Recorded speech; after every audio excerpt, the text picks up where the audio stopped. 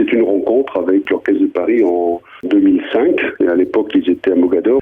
On s'est dit, cet orchestre-là a besoin d'un vrai élan au moment de son retour sur Pléiades. Et donc, c'est un mécénat de rencontre entre des personnes qui ont eu envie de s'inscrire dans la durée. Donc, c'est une affaire qui regroupe des gens qui sont enthousiasmés par la culture et par les valeurs humaines.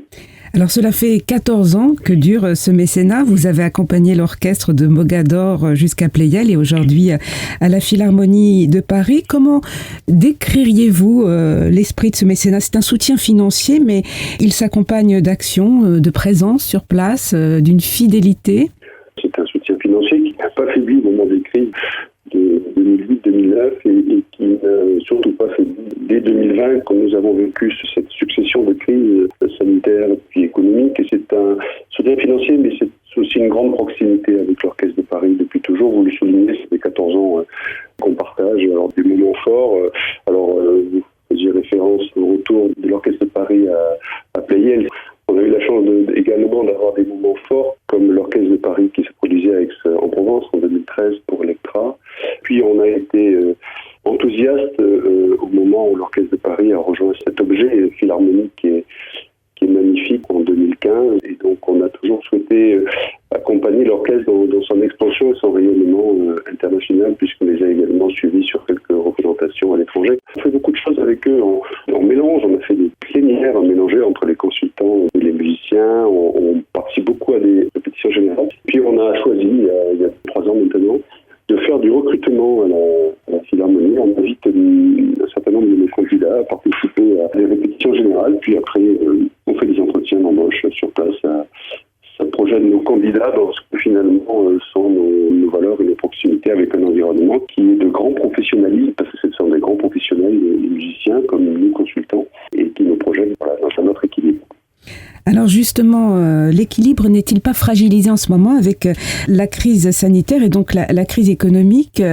Comment vous êtes-vous positionné, Gilles Bonenfant, par rapport au mécénat en cette période si difficile où tout le monde est touché sur le plan économique, y compris les mécènes ? C'est dans ces moments-là qu'il faut savoir être là. Nous vivons depuis la crise de mars 2020, de multiples parenthèses, chacun individuellement, collectivement, professionnellement. Et du coup, il faut travailler le long terme, c'est être proche et être présent et être engagé comme on l'a dit qu'on le ferait depuis de nombreuses années. J'ai d'ailleurs, il y a quelques jours, signé la convention 2020-2021 avec l'Orchestre de Paris, qui est la même que celle qu'on avait signée l'année dernière. Dans des moments aussi difficiles, on a besoin tous d'avoir une culture, pas d'ailleurs que musicale, qui occupe nos esprits, qui nous permettent de rêver, de nous évader, de penser un peu à autre chose, tout en étant concentré sur un quotidien qui est celui d'une entreprise qui doit tenir face à une crise qui n'est pas simple, elle est également économique. Et je crois que malheureusement 2021 nous réservera quelques mauvaises surprises d'un point de vue économique, globalement au niveau de l'Hexagone et de l'Europe. Alors ce ne sont pas des concerts traditionnels que vous soutenez en ce moment, dans la mesure où il n'y a pas de public. Les concerts désormais, on en profite en ligne grâce au streaming et puis bien sûr grâce à la radio. Quel regard portez-vous, Gilles Bonenfant, sur cette numérisation de la vie musicale et qu'est-ce qui vous a incité à apporter votre soutien à ces concerts sans public, à ces concerts diffusés en ligne ou à la radio ? D'abord, une grande surprise, leur capacité d'adaptation, leur capacité à se projeter dans un monde qui n'est pas le leur.